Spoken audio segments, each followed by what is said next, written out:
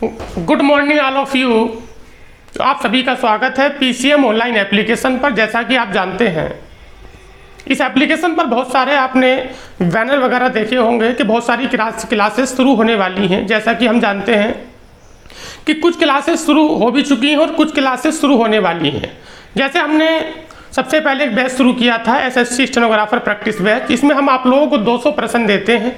उसमें तीनों पोर्शन को इंक्लूड किया गया है, जिसमें रीजनिंग के 50 क्वेश्चन आते हैं, जीएस के 50 प्रश्न आते हैं, इंग्लिश के 100 प्रश्न आते हैं। एक अन्य बैच मैथमेटिक्स का, यदि कोई व्यक्ति बुक से पढ़ना चाहता है तो Umesh Yadav sir RS Agarwal book को फॉलो कर रहे हैं, वहाँ पर आपको संपूर्ण कोर्स उपलब्ध है। अब बात आती है मेरी कि मैं आपको यहाँ पर PDF के माध्यम से मैथमेटिक्स यानी अर्थमेटिक पढ़ाने के लिए आया हूँ। मेरा नाम प्रदीप चौहान है। तो आज से हम शुरू करेंगे अर्थमेटिक की कड़ी में। सबसे पहले जो हम आज पढ़ेंगे उसमें हमारा जो टॉपिक रहेगा नंबर सिस्टम रहेगा। नंबर सिस्टम सबसे पहले पढ़ने की वजह ये रहती है, हर व्यक्ति का अपना एक अलग तरीका होता है। कोई व्यक्ति परसेंटेज से शुरू करता है, कोई अनुपात समानुपात से शुरू करता है, लेकिन बेहतर यही माना जाता है कि हम लोग अर्थमेटिक को नंबर सिस्टम से शुरू करें। नंबर सिस्टम अर्थात संख्या पद्धति। संख्या पद्धति थोड़ा एक अभिन्न अंग भी है, क्योंकि वजह इसमें क्या रहती है कि इसमें कई तरह के सवाल देखे जाते हैं। तो मैं आज आपके सामने जो वीडियो बनाऊंगा, जो लेक्चर मैं दूंगा, वह नंबर सिस्टम में यूनिट प्लेस भी हम लोग इसे कह सकते हैं, इसे यूनिट डिजिट भी कह सकते हैं, अर्थात इसे कहा जाता है इकाई अंक। नंबर सिस्टम में आप लोग आज पढ़ेंगे इकाई अंक, यूनिट प्लेस या यूनिट डिजिट। तो पहले हम लोग जानते हैं, अब देखो इसमें है क्या, इकाई के अंक के सीधे प्रश्न एग्जाम में भी आते हैं और इकाई अंक का एक अन्य तरह के प्रश्नों को हल करने में बड़ा ही एक महत्वपूर्ण योगदान भी है। जैसा कि हम जानते हैं कि मैंने एक PDF अपलोड कर दिया है, उसमें मैंने कुछ प्रश्न भी दिए हैं, लगभग 35 के आसपास प्रश्न हैं। अच्छा, हमारा तरीका क्या रहेगा, मैं किसी भी एक पूरे चैप्टर की PDF एक साथ नहीं डालूंगा। जैसे अगर मैं आपसे बात करना चाहूँगा क्या, यदि मुझे नंबर सिस्टम पढ़ाना है तो नंबर सिस्टम में बहुत सारी चीज़ें रहेंगी। सबसे पहले मैं आपको पढ़ाऊँगा यूनिट प्लेस। तो यूनिट प्लेस की मैं आपको PDF दूंगा, लगभग 30 से 35 प्रश्न मैंने आपको दिए हैं। उसके बाद इसी का मैं टेस्ट भी लूँगा। प्रश्न प्रत्येक हल होगा, टेस्ट भी सारे हल कराए जाएंगे। तो चलिए शुरू करते हैं और जानते हैं कि नंबर सिस्टम में यूनिट प्लेस का या इकाई के अंक का क्या योगदान है। आइए जानते हैं। बहुत सारे एग्जाम्स में इकाई के अंक के अलावा दशमिक अंक या सैकड़े का अंक भी आपसे मालूम किया जाता है, लेकिन अगर मैं बेसिकली आपसे बात करना चाहूँ तो सर्वाधिक जो आपसे मालूम किया जाता है वह इकाई अंक के प्रश्नों की हम बात करेंगे। जैसे मैं आपसे कहता हूँ कि एक संख्या हमारे पास 1746 है, एक संख्या मेरे पास 1746 है। अब 1746 में अगर मैं आपसे कहूँगा कि इसमें इकाई का अंक क्या है, तो इसमें इकाई का अंक आपके पास ये है। बाकी मुझे अंकों से कोई मतलब नहीं है, अर्थात दाईं तरफ से जो सबसे पहला अंक होता है उस अंक को इकाई का अंक कहते हैं। इसे यूनिट प्लेस भी कहा जाता है, इसे यूनिट डिजिट भी कहा जाता है। तो हमें इसी अंक को लेकर सवाल करने हैं। चलिए शुरू करते हैं कि पहला सवाल क्या है। छोटा सा मैं आपको बताता हूँ, फिर मैं आपको बताऊंगा कि इसका फंडामेंटल बेसिस क्या है। जैसे मैं आपसे कहता हूँ कि मेरे पास 12 और आपके पास दूसरी संख्या है 13। पहली संख्या आपके पास 12 है, दूसरी वाली संख्या आपके पास 13 है। अच्छा, अगर मैं आपसे 12 गुणा 13 की बात करूंगा तो यहाँ पर आपके पास अगर मैं 12 गुणा 13 करूंगा तो 156 आएगा। 12 गुणा 13 प्रश्न है कि 12 की गुणा 13 से करते हैं तो इकाई अंक क्या होगा। तो मैं 12 गुणा 13 करूंगा तो 156 आएगा, अर्थात मेरा जो इकाई अंक हो गया वो आपके पास 6 हो गया। इस तरह से भी आप निकाल सकते हैं, लेकिन ये सवाल का बेहतर तरीका नहीं है। यहाँ पर तो अभी संख्या छोटी छोटी है, संख्या बड़ी भी होंगी तो फिर गुणा या भाग करना या जोड़ना या घटाना बड़ा मुश्किल हो जाता है। तो बेहतर क्या है कि अगर मुझे 12 गुणा 13 करना है, जैसे आपके पास 12 गुणा 13, यहाँ पर इकाई अंक आपके पास 2 है और यहाँ पर इकाई अंक आपके पास 3 है, तो हम 2 का गुणा 3 से करेंगे, 2 तिया कितना होगा 6। या जैसे मैं आपसे कहता हूँ 1 मिनट के लिए कि आपके पास 17 और प्लस कितना है आपके पास 13, मैं 17 और 13 को जोड़ूंगा तो आपके पास 30 आएगा। दोनों को जोड़ सकते हैं कि 17 प्लस 13 बराबर 30 हुआ। 17 प्लस 13 बराबर 30 हुआ तो 30 में जो आपके पास इकाई अंक है, 30 में जो आपके पास इकाई अंक है वह 0 है। लेकिन अगर कोई बड़ा सवाल हो जाता है, जैसे 117 प्लस है आपके पास 113 प्लस है आपके पास 246, यदि आप यह सोच रहे हैं कि हम इन तीनों को जोड़ेंगे, उसके बाद जो संख्या होगी उसका दाईं तरफ से पहला अंक निकाल लेंगे और वही इकाई का अंक होगा, बात आपकी सही है। लेकिन ये प्रश्न का तरीका नहीं है। हमें यदि इकाई का अंक चाहिए तो यहाँ पर इकाई का अंक कितना है 7, यहाँ पर है 3 और यहाँ पर आपके पास 6 है। तो आपके पास 7 और 3 यानी 7 प्लस कितना होगा 3 प्लस कितना होगा 6। 7 और 3 10 और 6 कितना होगा आपके पास 16 और 16 में इकाई पर कितना है आपके पास 6। तो ये तो रही हल्के प्रश्नों की बात। अब थोड़ा ज़्यादा जानते हैं इसके बारे में। हम लोग जानते हैं कि हमारे पास जो कुल अंक, जो इकाई के अंक पर अंक हो सकता है, इकाई के अंक पर जो अंक हो सकता है वो आपका 0 हो सकता है, 1 हो सकता है, 2 हो सकता है, 3 हो सकता है, 4 हो सकता है, 5, 6, 7, 8, आपके पास 9। अर्थात जितने अंक होते हैं उनमें से कोई एक अंक इकाई का अंक बन सकता है। या तो 0 हो सकता है या फिर 1, 2, 3, 4, इनमें से कोई भी एक अंक। अर्थात हमारे पास जो ये कुल अंक है वो आपके पास 10 है। ये किसी भी संख्या का इकाई अंक हो सकते हैं। तो मैं इन्हें 3 जगह बांटकर पढ़ाऊंगा। सबसे पहले हम बात करेंगे उन अंकों की जो 1 साइकिल को फॉलो करते हैं। अब 1 साइकिल क्या है जानिए। जो 1 साइकिल को फॉलो करते हैं, जैसे मैं आपसे कहता हूं कि जैसे मेरे पास एक प्रश्न है कि 156 की पावर है आपके पास 16। प्रश्न है कि 156 की पावर 16 में इकाई का अंक क्या होगा, अर्थात 156 को 16 बार खोलना है। तो 156 को 16 बार खोलना है तो हम बात करेंगे, जैसे आपके पास 156, फिर हम लोग लेंगे आपके पास 156, फिर हम लोग लेंगे 156, फिर हम लोग लेंगे 156। अर्थात ये है कि हम इन तीनों की आपस में गुणा कर रहे हैं।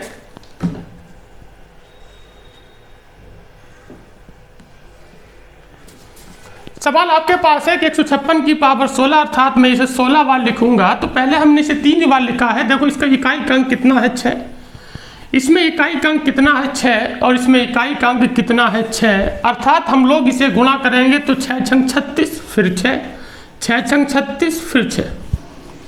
अर्थात हमें एक बात यहाँ से मालूम हो जाती है कि हम यदि किसी संख्या का इकाई का अंक अगर 6 है तो आपस में उसका हम कितनी भी बार गुणा करें, आपस में उसका हम कितनी भी बार गुणा करें, अर्थात उसके ऊपर कितनी भी पावर हो उसका फर्क नहीं पड़ता है। तो 6 के अलावा और भी अंक हैं, उन्हें भी हम एक बार थोड़ा सा प्रैक्टिकली पहले देख लेते हैं। जैसे मैं आपसे बात करूंगा 121 की पावर, 121 की पावर है आपके पास 13, 121 की पावर है आपके पास 13। तो हम यहाँ पर 121 को 13 बार खोलेंगे। 121 गुणा 121 गुणा 121। अर्थात कहने का मतलब ये हुआ कि 1 ही का ना 1, फिर 1 से गुणा करेंगे फिर 1 हो गया। अर्थात आगे इसकी हम कितनी भी बार गुणा करेंगे अंततः इकाई का जो अंक होगा वो आपके पास 1 होगा। अर्थात इस पर घात का कोई भी इफेक्ट या कोई भी फर्क नहीं पड़ा है। तो अर्थात 6 को हमने देख लिया, 1 को हमने देख लिया, ऐसी 5 और ऐसी 0। इसका मतलब ये हुआ कि 1 हमारे पास 0 है और एक 1 है और 1 हमारे पास 5 है और आपके पास 6 है। यदि किसी संख्या का इकाई का अंक 0 हो, 1 हो, 5 हो, 6 हो, 0 हो, 1 हो, 5 हो या 6 हो, तो उसकी कितनी भी पावर हो इकाई का अंक वही होगा। अर्थात 0 वाले का जो इकाई पर होगा वो 0 होगा, 1 वाले का हमारे पास 1 होगा और 5 वाले का जो होगा वो आपके पास 5 होगा और 6 वाले का जो होगा वो आपके पास 6 होगा। इन पर घातों का कोई भी फर्क नहीं पड़ता है, 0 वाले का 0, 1 वाले का 1 और 5 वाले का 5 और 6 वाले का 6।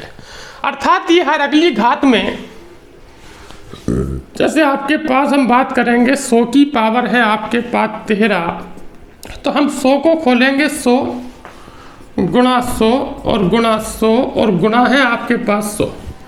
इस सबको हम पुनः खोलते रहेंगे तो इसमें इकाई पर कितना है 0, इसमें भी 0, तो 0 से गुणा करेंगे फिर 0, फिर 0 का गुणा करेंगे फिर 0, अर्थात 0 का भी वही फंडा है। इसका मतलब है कि 0, 1, 5, 6 ये ऐसे अंक हैं, इन पर घात का कोई फर्क बिल्कुल नहीं पड़ता, ये वन साइकिल मूवमेंट को फॉलो करते हैं।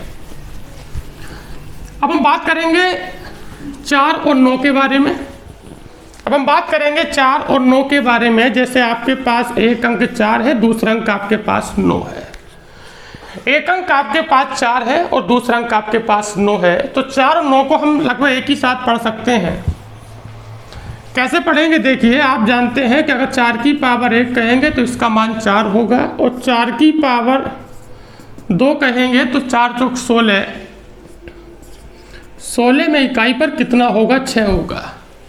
यदि मैं आपसे कहता हूँ 4 की पावर 3, तो 4 की पावर 3 का जो मान होता है वो 4 चौक 16 चौका कितना होता है आपके पास 64, और 64 में भी इकाई पर कितना है आपके पास 4। उसी प्रकार 4 की पावर कितना होगा 4, 4 की पावर 4 का मतलब ये हुआ कि जब 4 की पावर 3 का मान 4 है, अगर मैं 4 की पावर 4 चाहता हूं तो यहाँ पर गुणा किससे कर देंगे 4 से, या हम एक काम ये भी कर सकते हैं कि 4 की 4 बार गुणा करेंगे तो यहाँ पर हो जाएगा आपके पास 256। 256 में कितना है 6। आपने देखा कि यहाँ पर 4 था तो यहाँ पर भी 4 मिला है, और यहाँ पर 6 था तो यहाँ पर भी 6 मिला है। यहाँ पर 4 था तो यहाँ पर भी 4 है, और यहाँ पर 6 है तो यहाँ पर भी 6 है। 1 और 3 जो आपके पास पावर होती हैं वो ओड नंबर होती हैं, वह विषम होती हैं।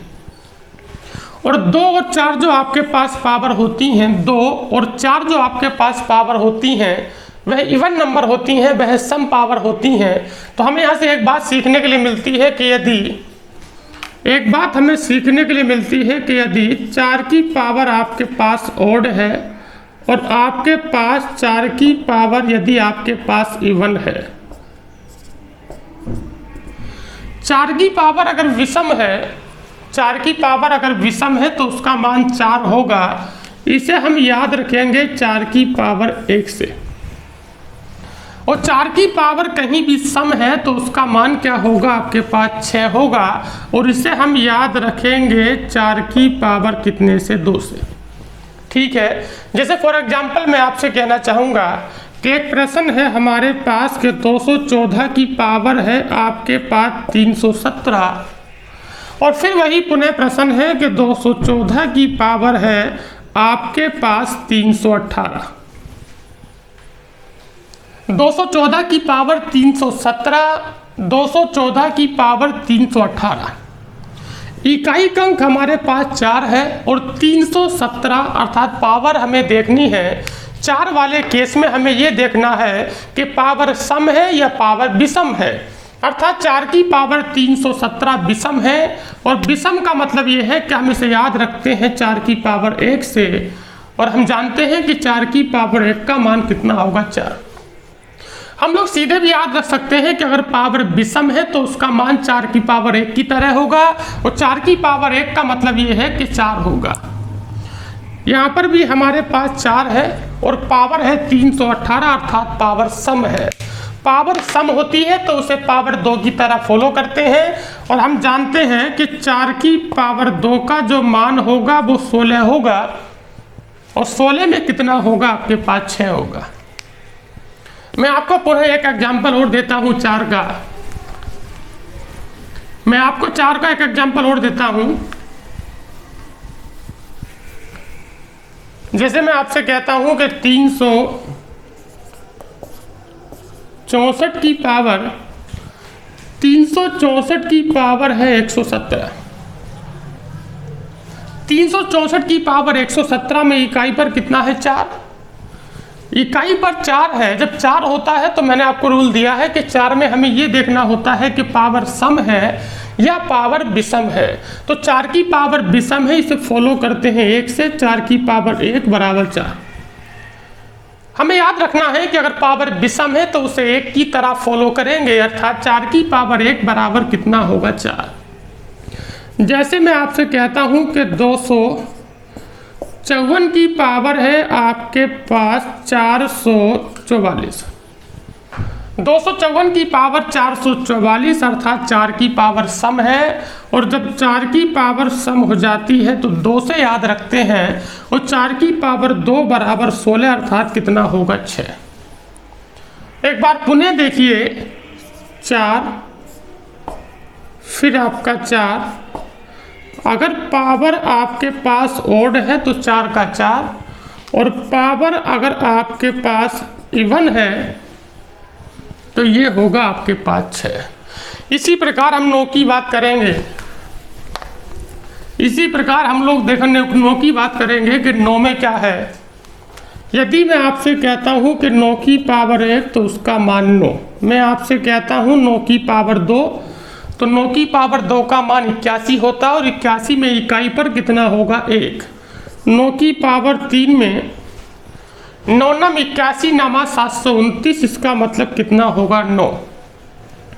9 की पावर 4 का मतलब है कि 9 का गुणा 4 बार करेंगे तो 9 नम 81 अर्थात ये है। हम ऐसे भी कर सकते हैं कि 9 की पावर 3 में इकाई पर 9 है, पावर 4 करनी है तो 9 की पावर 3 को पावर 4 गुणा 9 से करोगे तो यहाँ भी गुणा 9 से कर दो, और 9 नम 81 में फिर कितना होगा 1 होगा। अर्थात 9 की पावर 1 में इकाई पर 9 होगा, 9 की पावर 2 में भी 1 होगा, 9 की पावर 3 में आपके पास 9 होगा, 9 की पावर 4 में आपके पास 1 होगा। अर्थात इसका मतलब ये हुआ कि 9 और फिर आपके पास 9। अगर 9 की पावर आपके पास विषम है, 9 की पावर अगर आपके पास विषम है या ओड नंबर है तो विषम को याद रखेंगे पावर 1 से, और 9 की पावर 1 का मान 9। और यदि 9 की पावर आपके पास इवन है, 9 की पावर सम है, सम को याद रखेंगे पावर 2 से, अर्थात 9 की पावर 2 बराबर कितना होगा 81, और 81 में कितना होगा 1। जैसे मैं एक प्रश्न आपको दे रहा हूं,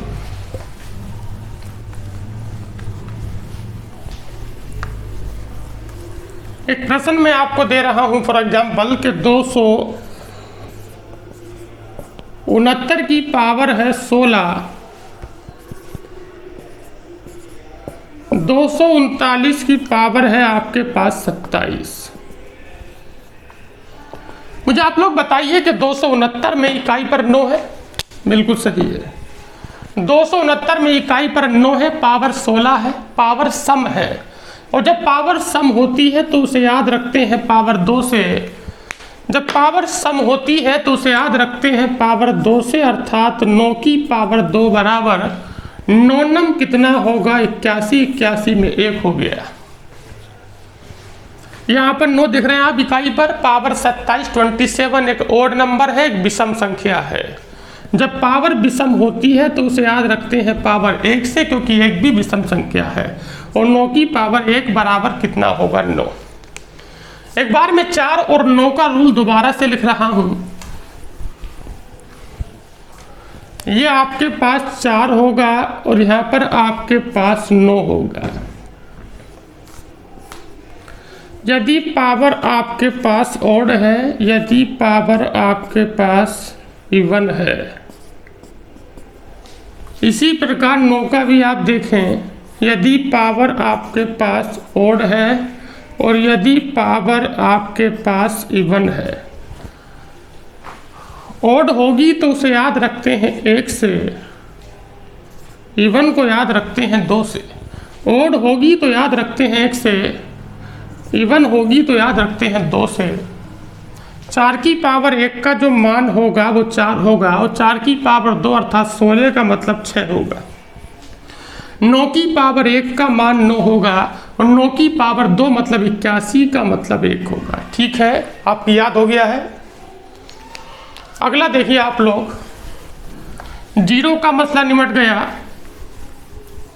1 का, 5 का, 6 का, 4 का, 9 का। अब वह संख्याएं, एक तो बचा आपके पास 2, 3, 7 और आपके पास 8। इन चारों का रूल एक ही जैसा है। ऐसा मैंने क्यों बोला? क्योंकि एक ही तरीके से, ये एक ही तरह से ये अपने इकाई के अंक में पुनरावृत्ति करती हैं। जैसे मैं आपसे फॉर एग्जांपल कहना चाहूँगा 2 की पावर 1 तो उसका मान होगा 2, 2 की पावर 2 उसका मान होगा 4, और 2 की पावर 3 उसका मान होगा 8, और 2 की पावर 4 उसका मान 16, और 16 का मतलब कितना होगा? 6। इसी प्रकार 2 की पावर 5 का जो मान होता है, 2 की पावर 5 का मान 32 होता है, और 32 का मतलब होगा 2। 2 की पावर 6 का मान 64 होता है, इसका मतलब 4। 2 की पावर 7 का मान 128 होता है, इसका मतलब 8। 2 की पावर 8 का मान 256 होता है, इसका मान 6। यहाँ से हम लोग एक बात नोट करेंगे, 2 की पावर 1 बराबर 2, 2 की पावर 2 में 4 है, ये सब आपने देख लिया होगा। पावर 1 करेंगे तो 2 आता है, 2 की पावर 2 का मतलब 4 हुआ। 2 की पावर 3 का मान 8 हुआ, 2 की पावर 4 का मान 6 हुआ, 2 की पावर 5 का मान 32 और 2 की पावर 6 का मान 64 का 4, 2 की पावर 7 का मान 128 का 8, और 2 की पावर 8 का मान 256 होता है। 256 में इकाई पर 6 होगा। एक बात हम लोग नोटिस कर रहे हैं, 2 की पावर 1 में इकाई का अंक वही है जो 2 की पावर 5 में है। 2 की पावर 2 में और 2 की पावर 6 में वही है, बिल्कुल 4 लिखा है। 3 7 में वही है और 4 8 में वही है। अर्थात हम ये भी कह सकते हैं कि 2 में हर 4 घात के बाद इकाई के अंक में पुनरावृत्ति होती है। 2 में हर 4 घात के बाद इकाई के अंक में पुनरावृत्ति होती है। यदि मैं आपसे कहूँ साहब कि 2 की पावर 3, तो 2 की पावर 3 में इकाई का अंक वही होगा जो 2 की पावर 3 के 2 की पावर 7 में होगा, क्योंकि 3 के बाद अगर 4 जोड़ेंगे तो पावर 7 होगी, और पावर 7 में वही होगा जो पावर 11 में होगा, और पावर 11 में वही होगा जो पावर 15 में होगा, और 2 की पावर 15 में वही होगा जो 2 की पावर 19 में होगा। अर्थात कहने का मतलब ये हुआ कि 2 में हर 4 घात के बाद इकाई के अंक में पुनरावृत्ति होती है। 4 घात आगे चले जाओ और 4 घात पीछे चले जाओ, इकाई का अंक वही रहेगा, उसमें कोई बदलाव नहीं होता है, क्योंकि 4 घात के बाद 2 में इकाई के अंक में पुनरावृत्ति होती है, ये रिपीटिशन होता है, हम ये भी कह सकते हैं। यदि एग्जाम में सवाल आता है कि 2 की पावर 19, या फॉर एग्जाम्पल मैं आपसे कहूँगा कि 2 की पावर 17, अगर मैं आपसे कहता हूं कि 2 की पावर 17 में इकाई का अंक क्या होगा, तो आप कहेंगे कि मैं 2 की पावर 17 को ज्ञात नहीं कर सकता, बड़ा संख्या है। बड़ा का मतलब बड़ी पावर है, तो आप कहेंगे 4 पीछे चले जाओ। जब 4 पीछे जाते हैं तो 13 हो जाता है। फिर आप कहेंगे कि और 4 पीछे चले जाओ, तो इसका मतलब ये है कि आपके पास कितना हो जाएगा? 9। कह रहे अब भी नहीं निकाल सकते, तो 4 पीछे चले जाओ, ये हो जाएगा 2 की पावर 5। फिर 4 पीछे चले जाओ तो ये होगा 2 की पावर। अर्थात 4 घात आगे जाने पर, 4 घात पीछे जाने पर अगर मुझे 2 की पावर 17 का मान होगा तो वो 2 की पावर 1 के बराबर होगा, और 2 की पावर 1 का जो मतलब होगा वो आपके पास 2 होगा।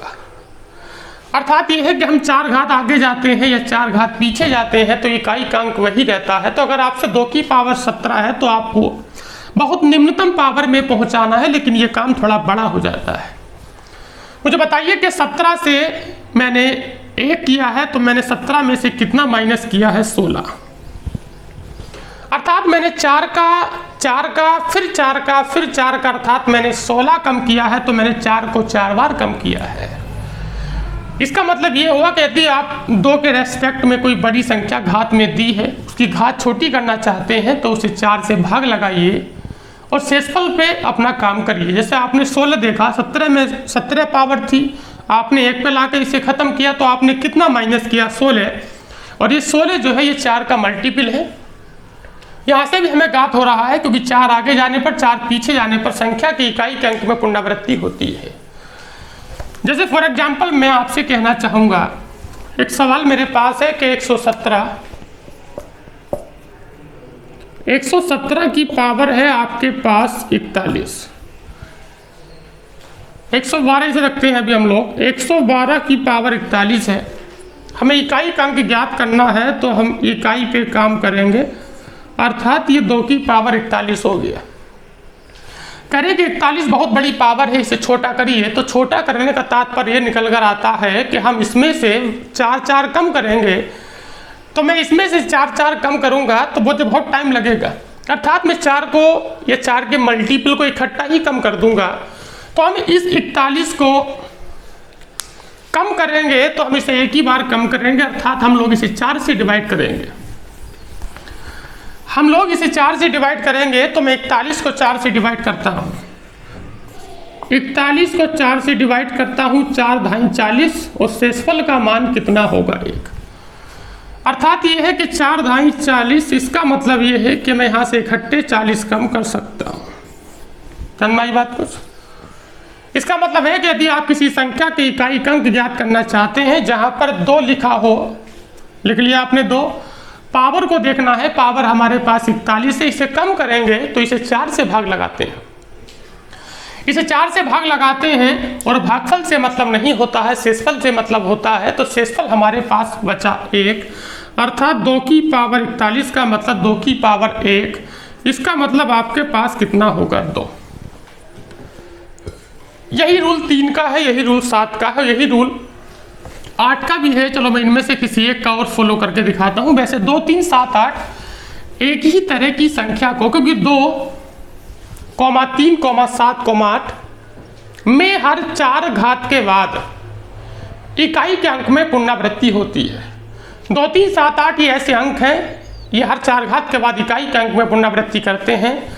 जैसे फॉर एग्जाम्पल मैं आपको दिखाता हूँ, 7 की पावर 1 बराबर 7, 7 की पावर 2 बराबर 7, 7 49 का 9, 7 की पावर 3 बराबर होता है 343 का 3, 7 की पावर 4 का मतलब ये होगा, इसका मान हो जाएगा आपके पास 1, 7 की पावर 5, ये फिर 7 आएगा, क्योंकि 7 की गुणा आप 5 बार करिए, 5 बार करने के बाद जो बहुत बड़ा संख्या आपको मिलेगा उसमें इकाई का जो अंक होगा वो आपके पास 7 होगा। उसी प्रकार 7 की पावर 6 बराबर होगा 9, और 7 की पावर आपके पास 7 बराबर होगा 3, और 7 की पावर आपके पास यदि मैं 8 करता हूं तो इसका होगा 1। यकीन नहीं आता तो 7 का गुणा 7 बार करिए, फिर देखिए 3 मिलेगा। ठीक है, अर्थात ये है कि यहाँ 1 और पावर 5 फर्क कितने का है, 4 का, लेकिन इकाई का अंक बिल्कुल भी नहीं बदला है। अर्थात 2, 3, 7, 8 में 2, 3, 7 और 8 में इकाई के अंक में पुनरावृत्ति हर 4 घात के बाद होती है, इसलिए घात को छोटा करने के लिए 4 से भाग लगाते हैं, और शेषफल अर्थात रिमाइंडर को हम लोग फॉलो करते हैं, ना कि इसके भागफल को। जैसे मैं आपसे कहूंगा कि एक प्रश्न मेरे पास है, कि जैसे 118 की पावर है आपके पास 1153, 118 की पावर 1153, 8 ये 2, 3, 7, 8 वाली फैमिली को फॉलो करता है, अर्थात ये हो जाएगा आपके पास 8 की पावर 1100 कितना हो जाएगा 53। ये 8 की पावर 1153 आपके पास हो गया। हम लोग जानते हैं कि पावर को छोटा करने के लिए 4 से भाग लगाते हैं। अब मैं 1153 को 4 से भाग लगाऊंगा तो ये पावर काफ़ी बड़ी है, मेरा टाइम वेस्ट होगा। मुझे यहाँ पर एक चीज़ और जाननी है, मैंने आपको सिखाया था कि जब पावर को छोटा करते हैं, मेरे पास पावर है 1153, जब पावर को छोटा करते हैं तो 4 से डिवाइड करते हैं और शेषफल की प्राप्ति करते हैं। हम लोग एक बात जानते हैं, एक संख्या में यहाँ पर लिखता हूँ 56, क्या ये संख्या 4 से कटती है? आप कहेंगे कटती है। 56 4 से कटती है, तो इसके आगे मैं 7 लिख दूँ, इसके आगे मैं 8 लिख दूँ, फिर मैं 3 लिख दूँ, फिर 7 लिख दूँ, फिर 6 लिख दूँ। इस संख्या को मैं कितना ही बड़ा चाहे करता रहूँगा। 4 का रूल ये है कि यदि किसी संख्या के अंतिम 2 अंक इकाई और दाहीं, यदि किसी संख्या के अंतिम 2 अंक अर्थात इकाई और दाहीं के अंकों से मिली संख्या अगर 4 से डिवाइड होती है तो वह संख्या पूर्णतः 4 से कटेगी। जब किसी संख्या का 4 के रेस्पेक्ट में कटना और नहीं कटना मतलब विभाज्य होना और विभाज्य नहीं होना जब अंतिम 2 अंकों पर डिपेंड करता है, तो शेषफल भी अंतिम 2 अंकों पर ही डिपेंड करेगा। अर्थात मैं 1153 को डिवाइड करता हूं 4 से, तो वही शेषफल बचेगा जो 53 को 4 से भाग लगाने पर बचेगा। तो 4 से 53 को भाग लगाते हैं, 13 चौका 52, ये बचा आपके पास 1। अर्थात हम यहाँ बात करेंगे तो यहाँ पर 8 की पावर 1 मतलब कितना होगा आपके पास 8। एक पीडीएफ मैंने डाली है, अपलोड की है, आपके पास शायद पहुँच गई होगी। उसमें 35 प्रश्न इकाई और इकाई से संबंधित अंकों के ही हैं। एक प्रश्न हम लोग और देख लेते हैं, जैसे फॉर एग्जाम्पल 117 की पावर है आपके पास 2303। 117 की पावर है आपके पास 2303। ये 2 3 7 8 वाली फैमिली को फॉलो करता है, तो ये 7 की पावर हो जाएगा 2303। मैंने आपको सिखाया था कि 7 के रेस्पेक्ट में इकाई के अंक में हर 4 घात के बाद पुनरावृत्ति होती है, तो घात को 4 से डिवाइड करते हैं और रिमाइंडर को फॉलो करते हैं। लेकिन फिर मैंने आपको ये भी समझाया था कि ये तो बहुत छोटी संख्या, अगर संख्या बड़ी होगी तो फिर 4 से भाग लगाने का ही काम रह जाएगा। तो बेहतर क्या है कि शेषफल के रेस्पेक्ट में अंतिम 2 अंकों से काम करेंगे। तो ये हमारे पास 03 है, तो ये हो जाएगा 7 की पावर 03। अब 3 में 7 का भाग नहीं जाएगा, तो ये हो जाएगा आपके पास 7 की पावर 3। 7 की पावर 3 को हम लोग जानते हैं कि 7 7 49, सत्य मतलब 7 का गुणा 3 बार करिए, 7 गुणा 7 गुणा 7, 7 7 49 का 9, इकाई पे काम करेंगे ना कि दहाई पे। 7 7 49 का 9 और 9 7 63 का कितना होगा आपके पास 3। अभी एक डाउट और बाकी है, मैं उसे भी क्लियर कर देता हूँ, उसके बाद बहुत सारे अच्छे सवाल आपको मिलेंगे। टेस्ट का कोई भी सवाल अभी की पीडीएफ से मेल नहीं खाएगा। वो टेस्ट में आपके 10 सवाल होंगे, वो 10 वो सवाल होंगे जो पिछले किसी वर्षों में आए हैं। ठीक है, एक सवाल ये भी है, जैसे फॉर एग्जाम्पल के 237 की पावर है आपके पास 2340। 237 की पावर 2340, इसका मतलब ये हुआ कि 237 की पावर 2340, इसका मतलब हुआ सीधा के 7 की पावर 40। कोई प्रॉब्लम? इकाई का अंक लेंगे, पावर के लास्ट के 2 अंक लेंगे, क्योंकि 4 के रेस्पेक्ट में लास्ट के 2 अंकों पर ही काम किया जाता है। अब 7 की पावर 40 है, आप कहेंगे कि 40 को मैं 4 से डिवाइड करता हूं। 40 को मैं 4 से डिवाइड करता हूं तो 4 धाई 40, 4 धाई 40, शेषफल का मान 0। आप कहेंगे 7 की पावर 0 और 0 पावर होती है तो उसका मान 1 होता है, लेकिन ये गलत है। हमें यहाँ पर एक बात सीखनी है। यहाँ पर 2 बातें मैं बोलूँगा, दोनों का रिजल्ट एक ही होगा। यदि किसी संख्या की पावर को छोटा करने के लिए हम लोग 4 से डिवाइड करते हैं, यदि किसी संख्या की पावर को छोटा करने के लिए हम लोग 4 से डिवाइड करते हैं और यदि वह संख्या पूरी पूरी विभाजित हो जाती है, तो हमें वहाँ पर 4 रोकना है। इसका मतलब है कि इससे 7 की पावर 40 को हम 7 की पावर 4 कहेंगे। वही बात है, या फिर मैं ये भी कह सकता हूँ कि यदि 2 3 7 8 के रेस्पेक्ट में यदि किसी संख्या की पावर को छोटा करना है और वह संख्या 4 से पूरी पूरी कट जाती है, तो यहाँ पर एक बात और निकल कर आती है कि हमें शेषफल को हमेशा बचाना है। अब शेषफल को हमेशा आप लोग बचाएंगे तो 40 तो पूरा पूरा कटता है, एक बार कम लगा लेंगे तो 4 9 36, शेषफल का मान फिर 4 बचेगा, अर्थात ये फिर 7 की पावर 4। लेकिन जो मैंने आपसे पहले बोला है वो बेहतर है, अर्थात अगर पावर 4 से पूरी पूरी कट जाती है तो हमें पावर 4 ही रखनी है, 7 की पावर 4। 7 की पावर 4 का मतलब है 7 गुणा 7 गुणा 7 गुणा 7। 7 सत्ते 49 का 9, 9 सत्ते 63 का 3 और 3 सत्ते 21 का 1, अर्थात इस प्रश्न का आंसर 1 होगा। मैंने पीडीएफ डाली है, उस पर आप लोग काम करिए। फिर मैं एक नए लेक्चर के साथ उपस्थित होता हूँ। आज के लिए धन्यवाद। और सभी लोगों से कहिए कि अर्थमेटिक की बेसिक क्लास शुरू हो चुकी है और मैं अर्थमेटिक का इसके अलावा एक बैच और भी बनाने जा रहा हूँ जो डिफिकल्ट क्वेश्चंस को लेकर होगा। चैप्टर का नाम नंबर सिस्टम होगा, टॉपिक भी इकाई का अंक होगा, लेकिन धरती आसमान का फर्क होगा इसमें और दूसरे वाले में। Thank you.